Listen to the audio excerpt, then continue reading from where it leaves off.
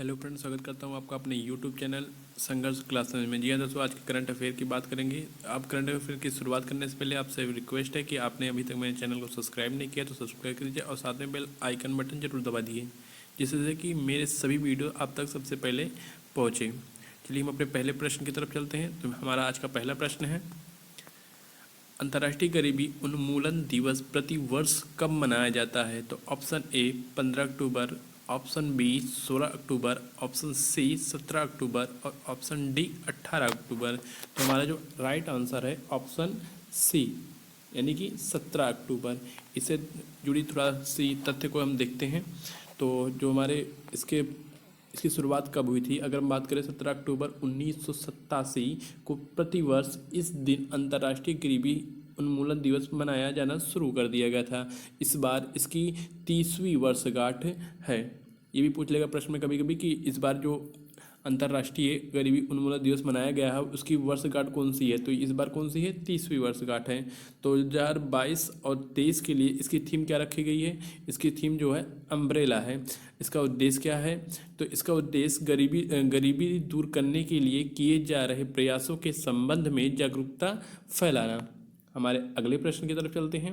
हमारा अगला प्रश्न है कि हाल ही में केंद्र सरकार द्वारा कितने भाषा केंद्रों की स्थापना करने का निर्णय लिया गया है? तो 15 भाषाओं का, 16 भाषाओं का और ऑप्शन सी 20 भाषाओं का और ऑप्शन डी 22 भाषाओं का। तो हमारा जो ऑप्शन है वो ऑप्शन डी, यानी कि 22 भाषाओं का। और ये 22 भाषा कौन सी है? ये 22 भाषा हमारे अनुसूची 8 में जो शामिल हैं वही भाषाएं हैं। तो अनुसूची के बारे में, अनुसूची 8 के बारे में थोड़ा जान लेते हैं। इस अनुसूची 8 के संविधान की 8वीं अनुसूची भारतीय भाषाओं से संबंधित है। इसमें कुल कितनी भाषा है? 22 भाषाओं को शामिल किया गया है। इसका उद्देश्य क्या है? भारतीय भाषाओं में पर्याप्त अध्ययन सामग्री तैयार करना। इन केंद्रों की स्थापना केंद्रीय शिक्षा मंत्रालय की भारतीय ज्ञान प्रणाली यानी कि IKS पहल के तहत की जाएगी। हमारे अगले प्रश्न की तरफ चलते हैं। हमारा अगला प्रश्न है, अंतर्राष्ट्रीय आपराधिक पुलिस संगठन यानी कि इंटरपोल की 90वीं महासभा जनरल असेंबली की मेजबानी कौन सा देश करेगा? Option A Bharat, option B रूस, ऑप्शन सी चीन, ऑप्शन डी अमेरिका। तो हमारा आप कौन सा आंसर हो जाएगा? ऑप्शन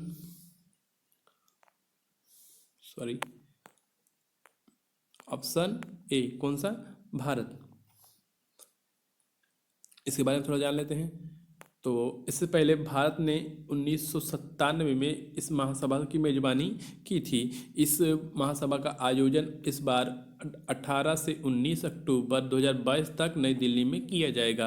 अंतर्राष्ट्रीय आपराधिक पुलिस संगठन यानी कि इंटरपोल के बारे में थोड़ा जानते हैं। इसकी स्थापना कब हुई थी? 1923 में ICPC के तहत, यानी कि इसका तब क्या नाम था? अंतर्राष्ट्रीय आपराधिक पुलिस आयोग के रूप में इसका स्थापना किया गया था। इसका मुख्यालय कहाँ है? इसका मुख्यालय फ्रांस के लियोन में है।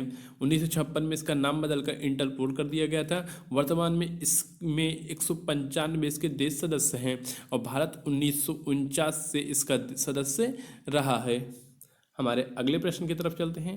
हमारा अगला प्रश्न है, हाल ही में किसे वर्ल्ड ग्रीन सिटी का खिताब हाल ही में किसने वर्ल्ड ग्रीन सिटी 2022 का खिताब जीता? Option A Hyderabad, option B Kerala, option C Assam, option D Telangana. तो हमारा ऑप्शन ए कौन सा सही है? Option A Hyderabad. हमारे अगले प्रश्न की तरफ चलते हैं। हमारा अगला प्रश्न है, हाल ही में भारतीय अंतरिक्ष अनुसंधान संगठन यानी कि इसरो ने किस क्षेत्र के लिए समर्पित उपग्रहों का प्रस्ताव रखा है? तो ऑप्शन ए कृषि, ऑप्शन बी उद्योग क्षेत्र, ऑप्शन सी यातायात या ऑप्शन डी इनमें से कोई नहीं। तो हमारा आंसर क्या हो जाएगा? ऑप्शन ए कृषि क्षेत्र के लिए। इससे संबंधित थोड़ा तथ्य देख लेते हैं। तो हमारा जो इससे संबंधित तथ्य है कि इसरो के मुताबिक देश के संपूर्ण कृषि क्षेत्र के पर्याप्त कवरेज यानी कि पूरी देख रेख के लिए की गारंटी के लिए कम से कम दो उपग्रहों की आवश्यकता होगी। इस कार्यक्रम का नाम जो रखा गया है वो कृषि सैटेलाइट रखा गया है। कि केंद्र सरकार द्वारा किसके लिए आवासों का संरक्षण करने के लिए एक अनूठा मॉडल शुरू किया गया है। किसके संरक्षण के लिए? ऑप्शन ए बाघ, ऑप्शन सी शेर, ऑप्शन सी हाथी, ऑप्शन डी हिम तेंदुआ। तो जो हमारा करेक्ट आंसर हो जाएगा ऑप्शन डी हिम तेंदुआ के लिए। इसके बारे में थोड़ा जान लेते हैं। तो इसके बारे में, इसका उद्देश्य मानव वन्य जीव संघर्ष की घटनाओं को रोकना और हिम तेंदुआ पर्यटन को की आवास संरक्षण से जोड़ना। यानी कि हिम तेंदुआ का वैज्ञानिक नाम, अगर हिम तेंदुआ की बात करें तो इसका वैज्ञानिक क्या नाम है? पैंथेरा यूनिसेया उनसिया, और तो या फिर उनसिया है। 2016 में इसकी 2016 में भारत में इसकी अनुमानित संख्या कितनी थी? 516 थी। हमारा अगला प्रश्न है प्रधानमंत्री ने कहाँ पर प्रधानमंत्री किसान सम्मान सम्मेलन 2022 नामक 2 दिवसीय कार्यक्रम का उद्घाटन किया? तो कहाँ किया? ऑप्शन ए राजस्थान में, ऑप्शन बी गुजरात में, ऑप्शन सी नई दिल्ली, ऑप्शन डी हैदराबाद में। तो कहाँ किया? Option C. हमारा आंसर क्या हो जाएगा? ऑप्शन सी नई दिल्ली में। इस कार्यक्रम में प्रधानमंत्री किसान नामक फ्लैगशिप योजना के तहत किसानों को 16,000 करोड़ रुपए राशि की 12वीं किस्त जारी की जाएगी। इस योजना की शुरुआत 24 फरवरी 2019 को की गई थी।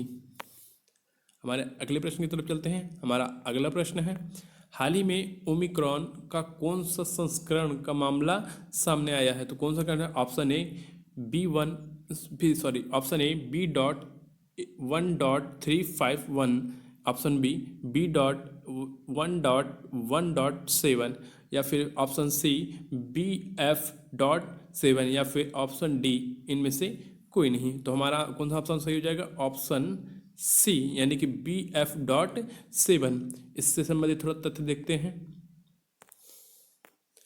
तो हाल ही में गुजरात बायोटेक्नोलॉजी रिसर्च सेंटर द्वारा भारत में फास्ट म्यूटेटिंग वायरस ओमिक्रॉन के सब वेरिएंट या BF.7 संस्करण की पुष्टि की गई है। ओमिक्रॉन के बारे में थोड़ा जान लेते हैं, जब इससे रिलेटेड आया तो यह कोविड-19 का तेजी से म्यूटेट होने वाला एक वेरिएंट है। इसका पता पहली बार दक्षिण अफ्रीका में नवंबर 2021 में कोविड-19 के B.1.1.1.529 स्ट्रेन के रूप में हुआ था। पहले इसका क्या नाम था? ओमिक्रॉन का स्ट्रेन नाम था।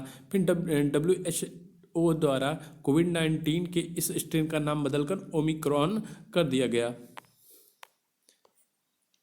आज का वीडियो हमारा यहीं तक। अगर आपको हमारा वीडियो अच्छा लगा हो तो हमारे चैनल को सब्सक्राइब कर दीजिए, साथ में बेल आइकन बटन दबा दीजिए और साथ में अपने फ्रेंड सर्कल में शेयर भी कर दीजिए।